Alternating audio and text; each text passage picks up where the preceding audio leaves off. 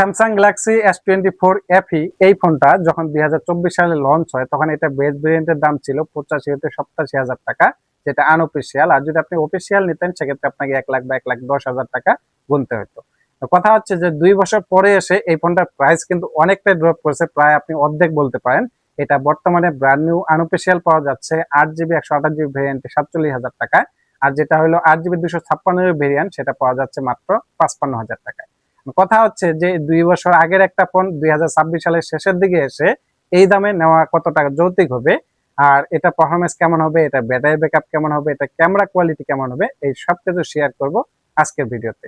So আপনি যদি এই মুহূর্তে এই স্যামসাং এর S24 FE ফোনটা নিতে চান তাহলে এই ভিডিওটা সম্পূর্ণ দেখেন, তারপরে আপনি সিদ্ধান্ত নেবেন যে আপনার জন্য এই ফোনটা কতটুকু ভালো হবে।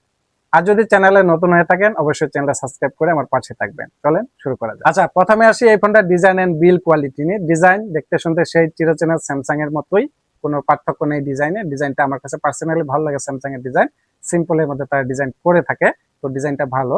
তবে এই ফোনটা বিল্ড কোয়ালিটিও ভালো। এটা কিন্তু অ্যালুমিনিয়ামের একটা ফ্রেম ব্যবহার করা হয়েছে, ব্যাকে গ্লাস রয়েছে, কোর্নিং গোরিলা গ্লাস 5 বা 3 এরকম কিছু একটা ব্যবহার করছে। আর এটা থিকনেস কিন্তু বেশ ভালো, এটাতে 8 mm থিকনেস ব্যবহার করেছে। ওয়েটও বেশ ভালো, 213 গ্রাম। তো ফোনটা ভাই হেভি একটা ফোন, আপনি যদি এক হাতে ধরে কোনোভাবেই কমফোর্ট ফিল পাবেন না, মানে প্রিমিয়াম ফিল পাওয়া যায় না ভাই এই ফোনটা ধরে। কারণ ফোনটা অনেক বড় একটা ফোন এন্ড পাল্কি একটা ফোন। তো এই দিকটা আমার কাছে খারাপ লাগছে, যদি ফোনটা আর একটু স্লিম করতো তাহলে ভালো হতো, যেহেতু একটা প্লাস্টিক ফোন। আর এটা বিশেষ করে এটা যে কোণগুলো, এটা কিন্তু S23 FE যে এটা কিন্তু হাতে লাগতো অনেকটা, এটাতে কিন্তু কিছুটা একটা কর্নার শেপ করছে তারা, এটা কিন্তু রাউন্ড শেপ করছে। তো এই জিনিসটা কিছুটা তারা ইমপ্রুভ করছে ওই ফোনটার চাইতে। তো এটা ভ্যান ফিল তেমন একটা আমি ভালো বলবো না, তবে ডিজাইন ভালো এন্ড এটা বিল্ড কোয়ালিটিও ভালো।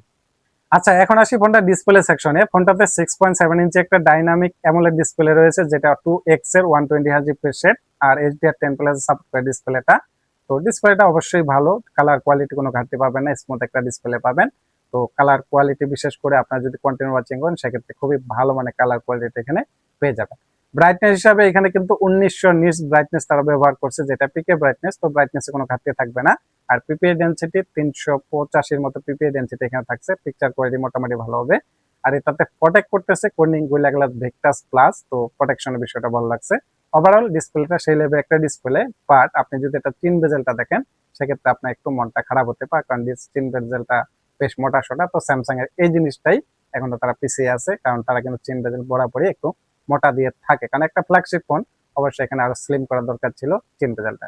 পারফরমেন্সের দিক দিয়েও কিন্তু এটা কোনো রকমের কমতে থাকছে না, অর্থাৎ এখানে আপনার ফ্ল্যাগশিপ লেভেলে একটা পারফরমেন্স পেয়ে যাচ্ছেন। আর এটা স্বাভাবিক, যেহেতু একটা ফ্ল্যাগশিপ ফোন। এটাতে Exynos 2400E চিপসেট ব্যবহার করেছে, যেটা 4 nanometer-এর। তো চিপসেটটা একটা ফ্ল্যাগশিপ চিপ, গেমিং থেকে ধরে মাল্টিটাস্কিং সবকিছু করতে পারবেন, একদম হাই গ্রাফিক্স গেমিং করতে পারবেন, আলট্রা মোডে করতে পারবেন, 60 FPS পর্যন্ত স্মুথলিও খেলতে পারবেন। তো গেমিং এর কোনো ইয়া থাকবে না, বাট একটু হিট জেনারেশন হয়। আর স্যামসাং এর এটা জন্মগত দোষ, এটা থাকবেই, তবে পারফরমেন্স ভালো হবে। এটাতে সফটওয়্যারে পাচ্ছি আমরা Android 14, আর এখানে One UI 6.1 ব্যবহার করা হয়েছে। তো One UI এর সফটওয়্যার নিয়ে আসলে নতুন করে কিছু বলার নেই। আমাকে যদি বলেন আমি অবশ্যই সবার চাইতে এগিয়ে রাখবো এই One UI কে। One UI সফটওয়্যার এক্সপেরিয়েন্স আমার কাছে লিটারালি আমার পার্সোনালি খুব ভালো লাগে। তো এটা সফটওয়্যার এক্সপেরিয়েন্স খুবই ভালো হবে, আর আপডেটে কোনো ঝামেলা থাকছে না, আপডেট আপনারা পেয়ে যাবেন। যদি এটা One UI 6.1 নিয়ে আসছিল, বাট বর্তমানে কিন্তু এটা One UI 8.5 বা 1 এরকম কিছু একটা চলতেছে। তো সফটওয়্যার এক্সপেরিয়েন্স ভালো হবে এন্ড পারফরমেন্স আপনার খুবই ভালো পেয়ে যাবেন। এখন যদি ক্যামেরাতে আসি, 50 মেগাপিক্সেলের মেন ক্যামেরা, যেটা হলো 1.8 অ্যাপারচারের ক্যামেরা। আর এখানে 8 মেগাপিক্সেলের একটা টেলিফোটো ক্যামেরা পাবেন, যেটা দিয়ে আপনি 3x পর্যন্ত অপটিক্যাল জুম করতে পারবেন। এন্ড এখানে কিন্তু 12 মেগাপিক্সেলের একটা আলট্রা ওয়াইড ক্যামেরা রয়েছে। তো ক্যামেরা কোয়ালিটি সেই লেভেলের হবে, খুবই ভালো পারফরমেন্স পাবেন আপনার ক্যামেরা কোয়ালিটিতে। স্পেশালি পোর্ট্রেট মোডের ছবিগুলো যেগুলো তুলবেন এগুলো কিন্তু খুবই ভালো ক্যাপচার করে, এটা খুবই ভালো একটা লাগছে আমার কাছে। তো এখানে কোনো রকম ঘাটতি পাচ্ছেন না। আর এটা দিয়ে আপনি ভিডিও করতে পারবেন সর্বোচ্চ 8K পর্যন্ত। তবে আপনি যদি 4K 60 FPS না 30 FPS পর্যন্ত ভিডিও করেন সেক্ষেত্রে অবশ্যই আপনি কিন্তু এটা ব্যাকগ্রাউন্ড ব্লার করে ভিডিও করতে পারবেন, মানে পোর্ট্রেট মোডে আপনার ভিডিও করতে পারবেন, সেটাকে সিনেমাটিক মোড বলা হয়। তো ক্যামেরা কোয়ালিটি 100তে 100 বলবো, ক্যামেরাতে কোনো রকমের ঘাটতি থাকবে না। স্পেশালি যারা কন্টেন্ট তৈরি করতে যাচ্ছেন, মানে নতুন কন্টেন্ট ক্রিয়েশন করবেন এরকম করতে যাচ্ছেন, একটা ফোন নেবেন যেটা 40 হতে 50 হাজার টাকার ভিতর হবে, তাহলে এটা অনায়াসে চয়েস করতে পারেন।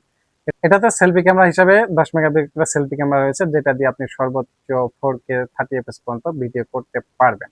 সর্বশেষে ব্যাটারিতে আসলে 4700 mAh একটা ব্যাটারি রয়েছে, আর এটাতে চার্জ করার জন্য দেওয়া হয়েছে একটা 25 ওয়াটের ফাস্ট চার্জার। তো বর্তমান সময়ে এসে 4700টা অবশ্যই কম, কিন্তু বর্তমান সময়ের কথা হিসাব করে লাভ না। এটা যদিও আজ থেকে আরো 2 বছর আগের ফোন, তো অবশ্যই এটা মেনে নিতে হবে। তো আপনি যে ব্যাটারি ব্যাকআপটা খুব খারাপ পাবেন তা না, আবার খুব ভালো পাবেন এমনটাও না, ডিসেন্ট একটা পারফরমেন্স পেয়ে যাবেন। তো আমার কাছে যদি বলেন যে 2026 সালে এসে এই ফোনটা আপনি যদি নেন এই 47 বা 55 হাজার টাকায়, তাহলে আপনি ঠকবেন কি না জিতবেন? অবশ্যই বলবো জিতবেন, কারণ এটা একটা ফ্ল্যাগশিপ ফোন, ফ্ল্যাগশিপ পারফরমেন্স পাবেন। ক্যামেরা বলেন, ব্যাটারি ব্যাকআপ তার যদি একটু কম, পারফরমেন্সের দিক দিয়ে ঠিক আছে।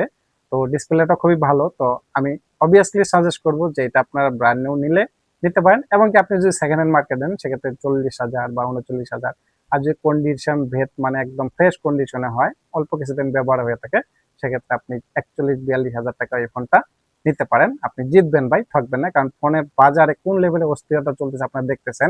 যেখানে একটা 30-35 হাজার টাকা ফোনের ভিতর ইউনিসোকের চিপসেট দিচ্ছে, হ্যাঁ, ইউএফএস 2.2 দিচ্ছে স্টোরেজ টাইপ, এটা কিন্তু মেনে নেওয়ার মতো না। তো ওই দিক চিন্তা করলে এটা অনেক এগিয়ে থাকবে। যদিও এটা একটা 2 বছর আগের ফোন, বাট 2 বছর আগের ফোন হলেও এটা একটা ফ্ল্যাগশিপ ফোন, এটা আপনি অনায়াসে নিতে পারেন।